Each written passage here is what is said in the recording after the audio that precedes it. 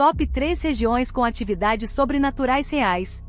Floresta de Oiabaciu, Romênia. A Floresta de Oiabaciu, localizada perto de Cluj-Napoca, na Transilvânia, Romênia, é mundialmente conhecida como o Triângulo das Bermudas da Transilvânia, devido aos inúmeros relatos de atividades paranormais, avistamentos de OVNIs e fenômenos inexplicáveis que a cercam há décadas. A floresta, densa e com árvores que crescem em formatos bizarros e retorcidos, parece exalar uma atmosfera de mistério e apreensão. Lendas locais a descrevem como um portal para outra dimensão ou um refúgio para espíritos e fantasmas. A reputação da floresta começou a ganhar força no meio do século XX, com diversos incidentes incomuns relatados por moradores e visitantes. A mais famosa delas talvez seja o caso de um pastor que desapareceu com seu rebanho de 200 ovelhas na floresta e nunca mais foi visto.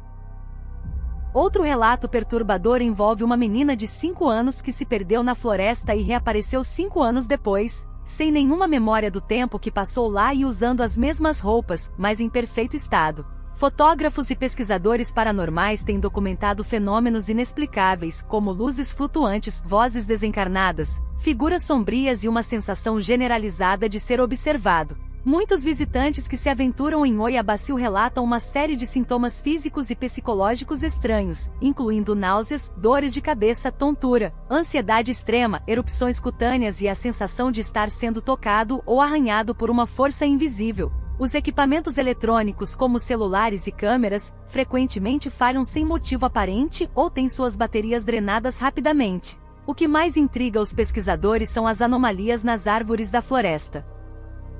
Muitas delas têm troncos curvados em ângulos incomuns, como se estivessem torcidos por uma força sobrenatural, e algumas parecem carbonizadas ou desprovidas de folhas em certas áreas, mesmo estando vivas. Há também um Círculo da Clareira, uma área perfeitamente circular dentro da floresta onde nenhuma vegetação cresce, e onde os fenômenos são relatados como mais intensos. Dizem que esta clareira é o epicentro da atividade paranormal. A ciência tenta explicar alguns desses fenômenos por meio de campos magnéticos anormais ou gases subterrâneos, mas a persistência e a diversidade dos relatos desafiam uma explicação puramente racional. A crença popular atribui os acontecimentos aos espíritos de camponeses que foram massacrados e enterrados na floresta há muito tempo, ou a uma energia antiga que permeia o local. A floresta de Oiabaciu continua a atrair tanto os curiosos quanto os céticos, todos em busca de uma experiência que desafia a lógica. É um local onde a linha entre o natural e o sobrenatural parece se desfazer, e onde a história de cada árvore retorcida e cada sussurro do vento parece carregar a história de algo além da nossa compreensão. 2. Triângulo de Bennington, Vermont, Estados Unidos. O Triângulo de Bennington, uma área pouco definida no sudoeste de Vermont, nos Estados Unidos, ganhou notoriedade por uma série de desaparecimentos misteriosos e não resolvidos que ocorreram entre 1945 e 1950, dando origem a uma lenda urbana de proporções assustadoras. A região abrange áreas da Floresta Nacional de Green Mountain e tem sido associada a fenômenos inexplicáveis e a uma atmosfera sinistra que persiste até hoje. Embora não seja um local proibido no sentido de acesso restrito, a sua reputação de ser um imã para eventos estranhos e desaparecimentos sem explicação faz com que muitos a evitem ou a abordem com extrema cautela. A série de eventos começou em 1º de dezembro de 1945, quando Meddy Rivers, um caçador e guia experiente de 74 anos, desapareceu enquanto caçava. Ele foi visto pela última vez retornando para casa, mas nunca chegou.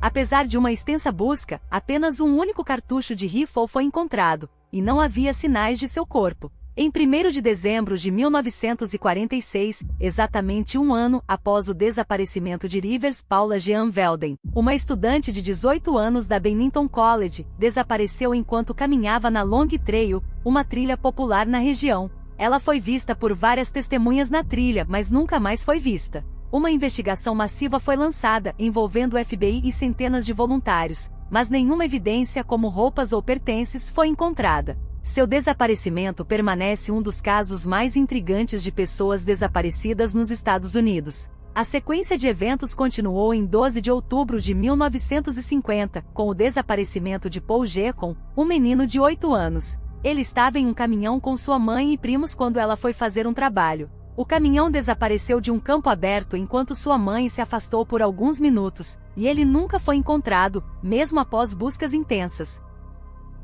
Em 28 de outubro de 1950, Frieda Langer, de 53 anos, desapareceu enquanto caminhava com seu primo em uma área próxima. Seu corpo foi encontrado em maio de 1951, 6 meses depois, em um local que já havia sido extensivamente vasculhado. A causa da morte não pôde ser determinada, e as circunstâncias de como seu corpo apareceu em uma área já limpa de buscas permanecem um mistério. Por fim, em 16 de novembro de 1950, James Thetford, um veterano da Segunda Guerra Mundial, desapareceu de um ônibus em movimento. Ele estava voltando de uma visita a parentes quando as testemunhas notaram que ele havia sumido do assento sem que ninguém o visse sair do ônibus. Esses incidentes, próximos no tempo e no espaço, alimentaram a teoria de que o Triângulo de Bennington é um local de atividade paranormal, talvez um portal dimensional, um pé grande lendário, ou até mesmo abduções alienígenas.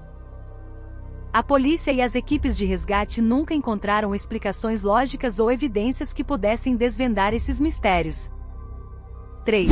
As Catacumbas de Paris, França. As Catacumbas de Paris representam um dos locais mais sombrios e assustadores do mundo, um vasto ossuário subterrâneo que guarda os restos mortais de milhões de parisienses. Embora uma pequena parte seja aberta ao público como museu, uma vasta rede de túneis e galerias, que se estende por centenas de quilômetros sob a cidade, é estritamente proibida e altamente perigosa para quem se aventura sem autorização. Sua história remonta ao final do século XVIII, quando os cemitérios de Paris estavam superlotados e se tornaram um risco sanitário. A solução foi transferir os ossos para as antigas pedreiras de calcário que existiam sob a cidade. Estima-se que os restos de cerca de 6 milhões de pessoas foram cuidadosamente empilhados e organizados nas catacumbas durante um período de cerca de 2 séculos. A seção visitável é uma pequena fração do total, com cerca de 2 quilômetros de extensão.